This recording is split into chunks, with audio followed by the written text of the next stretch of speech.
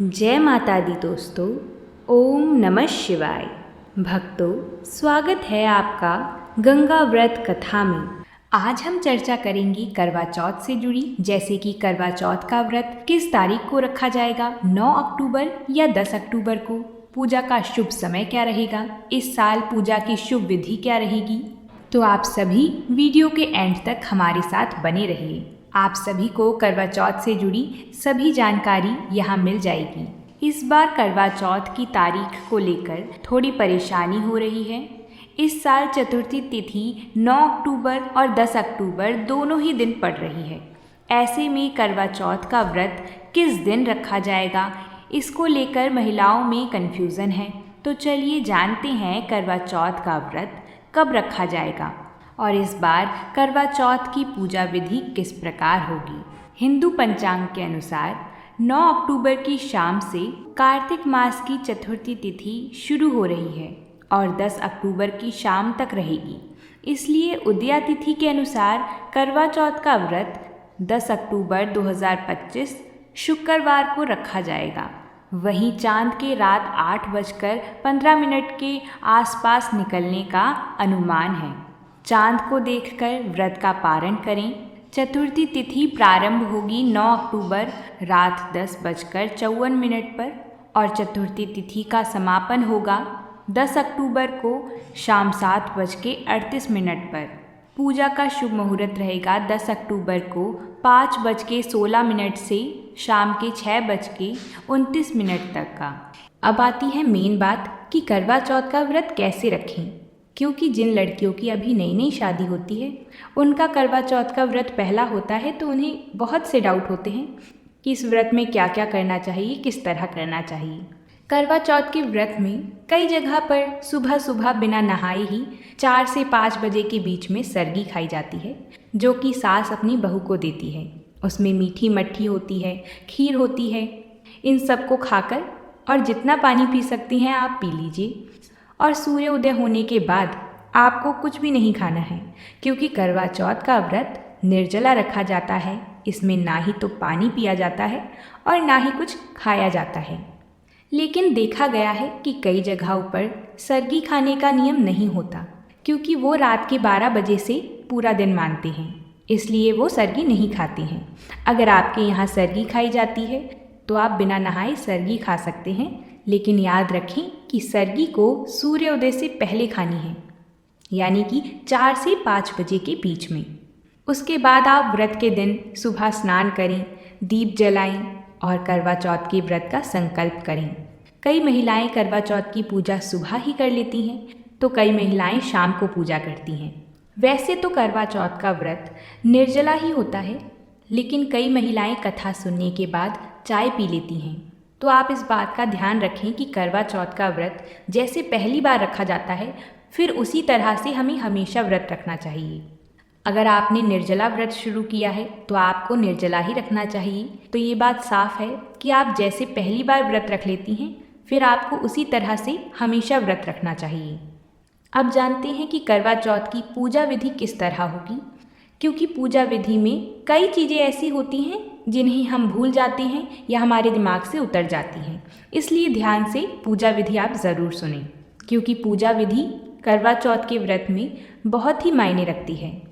करवा चौथ के दिन आप नहा धोकर सुंदर सुंदर सुहाग वाले कपड़ों को पहन लीजिए। लाल साड़ी, लाल चुनरी, अपने शादी के जोड़े को भी आप पहन सकती हैं। हाथों में आप अपने एक दिन पहले मेहंदी लगवा लीजिए और हाथों में कांच की चूड़ियाँ पहनी। 16 श्रृंगार करके पैरों में बिछुए पहनी और तैयार होकर पूजा करने के लिए बैठी। पहले आपको चौकी पर एक लाल कपड़ा बिछा लेना है और उस पर चौथ माता को विराजमान करना है। आप तस्वीर या चौथ माता का कैलेंडर जो भी आपके पास हो, आप उसे विराजमान कर दीजिए। गणेश जी भगवान को भी पूजा में पूजा जाता है, इसलिए चौथ माता की तस्वीर में भी गणेश जी भगवान होते हैं। तो आप चाहें तो उसी कैलेंडर में आप उन्हें पूज दीजिए, या अलग से भी आप चौकी पर बैठा सकते हैं। फिर हम कलश स्थापना करेंगे। कई लोगों के घरों में कलश स्थापना होती है और कई लोगों के घर में नहीं होती। तो जैसे आपके अगर कोई घर में बड़ा है वो बताएं तो आप वैसे कर लीजिए। कलश स्थापना करने के बाद हम एक मिट्टी का करवा लेंगे जिसमें छोटा सा छेद होता है जल चढ़ाने के लिए। वैसा करवा आपको लेना है। उस करवे पर कलावा बांध के पानी भरेंगे। उस छेद को आप रुई की मदद से बंद कर दें जिससे उसमें से पानी ना निकले, और फिर उसे मिट्टी की ढकनी से ढककर ढकनी पर कुछ बताशा या कोई मिठाई रख दें जिससे हम रात को चंद्रमा को भोग लगाएंगे। पूरे करवे को तैयार करके हम चौथ माता के साइड में रख देंगे। फिर हम एक मीठा करवा लेंगे। देखिए, कई लोगों के घर में मिट्टी के ही 2 करवे लिए जाते हैं, लेकिन हमारे यहाँ एक मिट्टी का करवा और एक चीनी का करवा लिया जाता है। मिट्टी का करवा हमारा होता है और जो चीनी का करवा है वो माता पार्वती का होता है।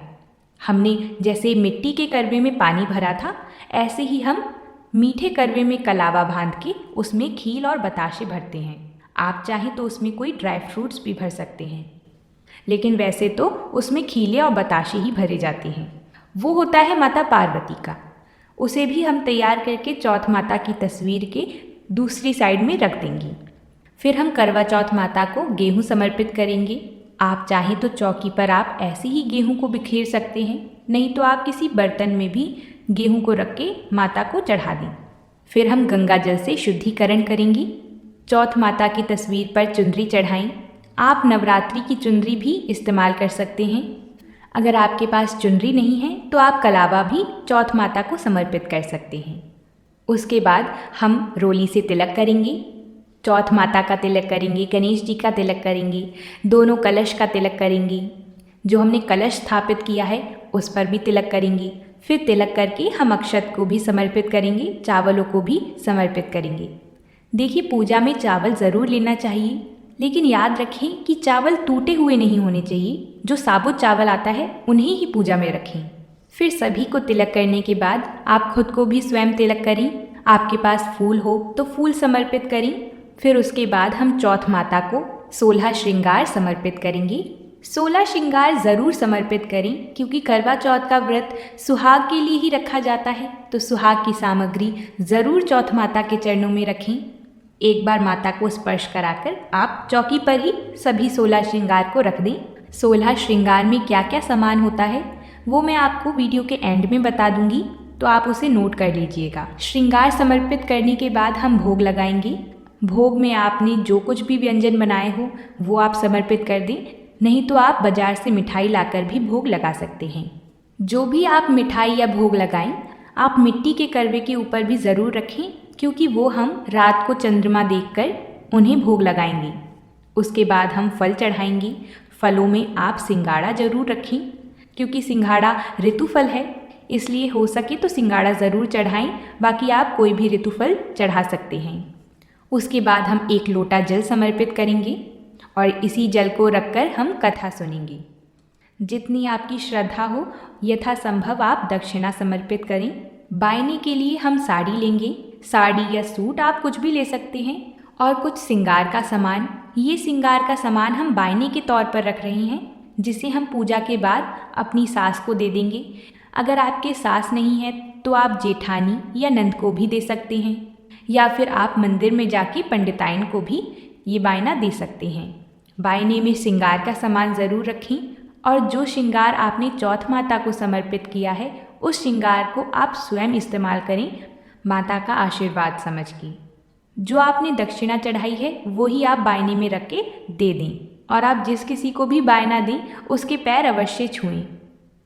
फिर इसके बाद हम वो पानी का लोटा जो रखा था उसको रख के हम कथा सुनेंगे।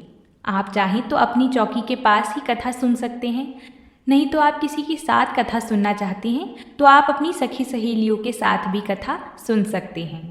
करवा चौथ के व्रत में कथा अवश्य सुनें, क्योंकि करवा चौथ का व्रत तभी पूर्ण माना जाता है जब करवा चौथ की कथा सुन ली जाती है।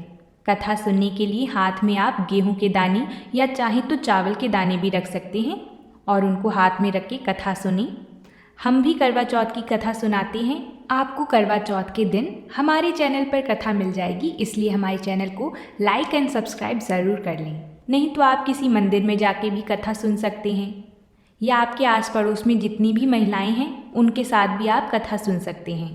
कथा सुनने के बाद जो आपने अनाज के दाने लिए थे उनमें से कुछ दाने आप उसी पानी के लोटे में डाल दीजिए और बाकी के दाने आप अपने पल्लू में बांध लीजिए, क्योंकि जब हम रात को चंद्रमा देखेंगे तब हम इन्हीं दानों से चंद्रमा को अर्घ देंगे। उसके बाद आप जिस छलनी से चंद्रमा देखेंगे उसे भी चौकी के पास रख लीजिए। ज़रूरी नहीं है कि छलनी भी नहीं हो, अगर आपके पास पिछले साल की छलनी है तो उसे भी आप पूजा में इस्तेमाल कर सकते हैं। कथा सुनने के बाद आरती करें। आरती के लिए आप चाहें तो कपूर जला सकते हैं, नहीं तो आप एक अलग से घी का दीपक जलाएं और उससे आरती करें। अगर आपको आरती आती है तो आप आरती कर लें, अगर नहीं आती है तो आप दीपक को 7 बार घुमाकर भी रख दें। 7 बार दीपक को घुमाने को भी आरती ही माना जाता है। आरती करने के बाद आप माता से अपने पति की लंबी उम्र के लिए कामना करें और ऐसे ही हमारा जोड़ा बना रहे, इसलिए माता से आशीर्वाद लें। अब हमने कथा भी सुन ली है, आरती भी कर ली है, माता से आशीर्वाद भी ले लिया है। अब हम करवा चौथ का करवा फेरेंगे। अगर आप अकेले हैं तो आप माता पार्वती के साथ अपना करवा फेर लें। जो हमने चौकी पर एक मिट्टी का करवा और एक चीनी का करवा रखा था ना, उनमें से मिट्टी का करवा हमारा है और मीठा करवा माता पार्वती का है। तो हम हाथों को क्रॉस करके दोनों करवों को पकड़ के करवा चेंज करेंगे 7 बार। देखिए, जब आप करवा फेरें तो करवा एक दूसरे से टकराना नहीं चाहिए और करवा फेरते समय आपको बोलना है पार्वती माता सुहाग दे, पार्वती माता सुहाग दे।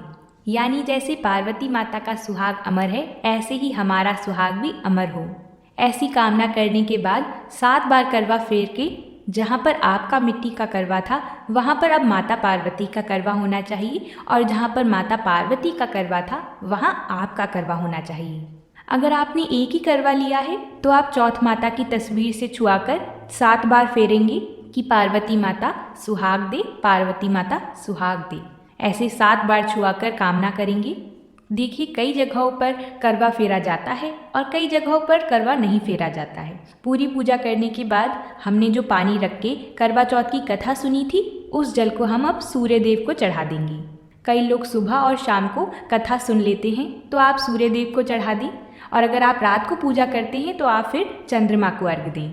अब जो हमने मिट्टी का करवा पानी भर के रखा था उसको हम चौकी पर ऐसे ही रखे रहने देंगे और उस पर जो मिठाई और फल चढ़ाए थे हमने, उससे रात को हम जब चंद्रमा को देखेंगे तब हम उसी जल से अर्घ देंगे और उसके ऊपर जो भी भोग रखा था उससे रात को चंद्रमा को भोग लगाएंगे। इसलिए उस करवे को चौकी पर ऐसे ही रखे रहने दें। और जो हमने सुहाग की सामग्री बायने के तौर पर निकाली थी और जो भोग और फल चढ़ाए थे उनको हम लेके हम अपनी सासू जी को दे देंगे, नहीं तो आप नंद या जेठानी को भी दे सकते हैं। आप मंदिर में जाके पंडिताइन को भी दे सकते हैं, किसी को भी देके उनका आशीर्वाद लें, पैर छू लें और सदा सुहागन होने का आशीर्वाद लें। अगर आप 2 जगह श्रृंगार का सामान रखते हैं, एक चौथ माता के लिए और एक बायने के तौर पे अलग से, तो आप एक श्रृंगार का सामान दान कर दें और दूसरा श्रृंगार का सामान खुद रख लें। और अगर आप एक ही जगह श्रृंगार का सामान रख रहे हैं तो आप उसमें से कुछ श्रृंगार बायने के तौर पर निकाल दें और कुछ श्रृंगार का सामान आप अपने लिए रख लें आशीर्वाद के तौर पर। तो इस तरह सुहाग की सामग्री को सासू जी को देकर हमारी पूजा संपन्न हो जाती है। रात के समय जब चंद्रमा दिखेंगे तब चंद्रमा को अर्घ देकर चंद्रमा का पूजन करें। फिर पति का पूजन करने के बाद आप व्रत का पारण करें। तो ये थी करवा चौथ की पूजा विधि। मेरा मानना है कि आप सभी को पूजा विधि समझ में आ गई होगी। अगर आपके फिर भी कोई डाउट है तो आप कमेंट में लिख के हमसे पूछ सकते हैं। आप सभी का एक और प्रश्न रहता है कि पीरियड्स के समय पूजा कैसे करें, यानी कि मासिक धर्म आने पर करवा चौथ का व्रत कैसे रखें, पूजा कैसे करें। तो शास्त्रों के अनुसार मासिक धर्म के समय पूजा नहीं करनी चाहिए, लेकिन करवा चौथ का व्रत तो रखना ही है, तो इसलिए आप करवा चौथ का व्रत रखें, लेकिन पूजा मानसिक तौर पर करनी चाहिए। ऐसे समय में आप पूजा से थोड़ा दूर बैठकर किसी दूसरी सुहागन महिला से अपनी पूजा करवा सकती हैं, लेकिन स्वयं पूजा नहीं कर सकती। अगर कोई महिला नहीं है तो आपके पति भी नियम का पालन करते हुए करवा चौथ की पूजा आपकी जगह कर सकते हैं। ऐसा करने से व्रत का संपूर्ण फल प्राप्त होगा। साथ ही आपको किसी पूजा पाठ के सामान को नहीं छूना चाहिए, लेकिन पूरा 16 श्रृंगार करके आप ज़रूर सजिएगा। आप अपने हाथों में मेहंदी लगाइए, चूड़ियाँ पहनिए, पूरा 16 श्रृंगार करके आप पूजा की चौकी से थोड़ा दूर पर बैठिए। वहीं जब चांद निकल आए तो आप चंद्रमा को अर्घ दे सकती हैं और चांद को छलनी से दर्शन करके अपना निर्जला व्रत खोल सकती हैं। शास्त्रों के अनुसार मासिक धर्म में करवा चौथ का व्रत रख सकते हैं। ऐसा करने से इसका कोई भी नकारात्मक प्रभाव नहीं पड़ता। कई ऐसी भी महिलाएं होती हैं जो कि गर्भवती होती हैं। ऐसे में करवा चौथ का व्रत कैसे रखें? तो गर्भवती महिला को अपने स्वास्थ्य पर इस दिन खास ध्यान देना चाहिए।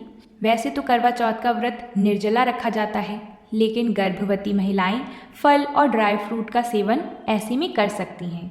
गर्भवती महिलाएं सरगी खाकर अपने व्रत की शुरुआत करें। इसके बाद दिन भर में थोड़ा थोड़ा कुछ खाते रहें और आराम करें। अगर आपकी किसी कारण दवाइयाँ चल रही हैं तो आप दवाई भी खा सकते हैं, क्योंकि व्रत एक अपनी जगह है और सेहत का ध्यान एक अपनी जगह। अगर आपकी कोई मजबूरी नहीं है, आपका स्वास्थ्य बिल्कुल ठीक है, तो आप निर्जला व्रत रखें और पूजा के बाद माता से अखंड सौभाग्यवती होने का आशीर्वाद लें। अब हमारी जो छोटी मोटी चीज़ें हैं उनको भी हम जान लेते हैं, जैसे कि सुहाग की सामग्री में क्या क्या है, और पूजा का शुभ मुहूर्त जान लेते हैं, चंद्रोदय किस समय होगा वो जान लेते हैं, और इसी तरह हमारी सभी जानकारी पूरी हो जाएगी। 16 श्रृंगार में आपको बिंदी, सिंदूर, काजल, मेहंदी, कांच की चूड़ियाँ, मंगलसूत्र, नथ, गजरा, मांग टीका, झुमके, बाजूबंद, कमरबंद, बिछिया, पायल और अंगूठी, ये 15 सुहाग के समान हैं। बाकी जो 16वां है उसे स्नान माना जाता है। स्नान के बाद ही सुहाग की सभी वस्तुएं धारण की जाती हैं, इसलिए स्नान को भी सुहाग की सामग्री में गिना जाता है। आप ये 16 श्रृंगार चौथ माता को चढ़ाएं। इनमें से कुछ सुहाग का सामान, जैसे कि 5 या 7 सुहाग का सामान वायने के तौर पे दे दें। तो इस तरह हमने आपको शुभ मुहूर्त भी बता दिया, पूजा विधि भी बता दी। तो इस तरह हमने करवा चौथ से जुड़ी सभी बातें आपको बता दी हैं। अगर आप सभी को ये वीडियो थोड़ी भी ज़रूरी लगी हो तो वीडियो को एक लाइक ज़रूर करें और इसे अपने बाकी दोस्तों के साथ ज़रूर शेयर करें। करवा चौथ के दिन करवा चौथ की व्रत कथा को ज़रूर सुनें। इसलिए हमारे चैनल को सब्सक्राइब करें, लाइक करें। तो प्रेम से बोलिए जय माता दी।